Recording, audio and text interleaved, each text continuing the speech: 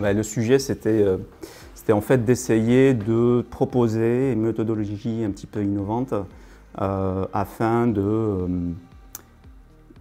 diagnostiquer des murs à ossature bois, voilà, de savoir ce qu'il y a à l'intérieur, est-ce qu'il y a eu des dégradations, est-ce que les matériaux sont toujours présents, est-ce qu'ils sont sains, est-ce qu'ils sont bien positionnés. Voilà, donc on se pose la question sur qu'est-ce qu'on peut voir à l'intérieur des choses qu'on ne peut pas voir de l'extérieur, de façon non destructive, parce qu'aujourd'hui, ce qui se fait habituellement, c'est on déconstruit en fait. On démonte le mur pour voir, en cas de sinistre par exemple, en cas de réhabilitation, donc on se pose la question, est-ce que les murs peuvent être supportés des charges, donc qu'est-ce qu'il y a à l'intérieur, donc on va démonter pour voir, ou soit la livraison, donc on a fait des travaux, on livre, et pour contrôler, on doit savoir ce qui a été fait à l'intérieur.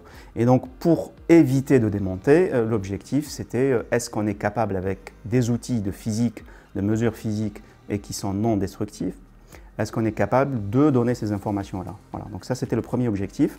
Le second, c'était est-ce que je peux donner une information sur la performance thermique cette fois-ci. Est-ce que le mur, est-ce que sa résistance qui a été au départ dimensionnée, est-ce que c'est toujours le cas, hein, ça évolue dans le temps, un bâtiment, il va absorber de l'humidité, des matériaux vont bouger. Est-ce que cette performance-là est toujours là, voilà. Toujours avec le même outil, est-ce qu'on est capable de répondre à cette deuxième question. Voilà ce qu'on a pu mettre en place, essayer de répondre à ces deux questions-là pendant les deux années de projet qui s'appelle MobScan pour une méthodologie innovante pour l'évaluation non destructive des murs à ossature bois par scan.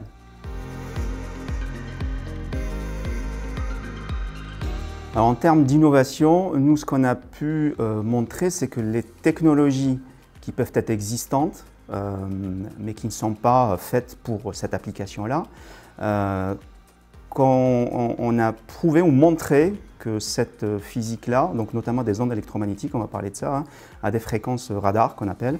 Donc on a montré que ces fréquences radar-là, qu'on a ajustées aux bonnes fréquences pendant les mesures, on a montré qu'on était capable de traverser le mur à ossature bois et qu'on était capable de voir pas mal de choses à l'intérieur, notamment des montants, notamment les différents matériaux. Et prochaine étape, c'est de savoir, de dimensionner les épaisseurs des matériaux. Donc c'est quelque chose qu'on envisage de mettre en place dans les prochains mois. On a mis en place un outil numérique basé sur des algorithmes de traitement de signaux et d'images qui permet en fait de représenter en 3 dimensions le mur. Voilà. Donc ça, c'est les deux innovations qu'on a mis en place pendant le projet.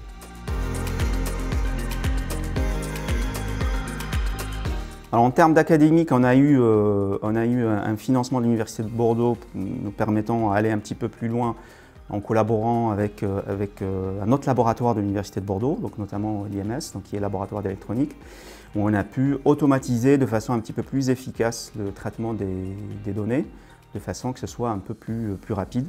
Donc c'est des choses qu'on a pu développer dans le cadre d'un projet qui s'est terminé l'année passée. Et on est toujours en discussion avec nos partenaires, notamment le FCBA, pour voir si c'est possible de continuer à développer pour, in fine, en fait, avoir un outil presse-bouton. L'objectif final, c'est qu'on puisse automatiser le déplacement des capteurs pour qu'on puisse scanner un maximum de surface en peu de temps. Voilà. Donc ça, c'est un des objectifs. Mais aujourd'hui, on n'a pas encore des contacts industriels nous permettant de développer cette partie-là.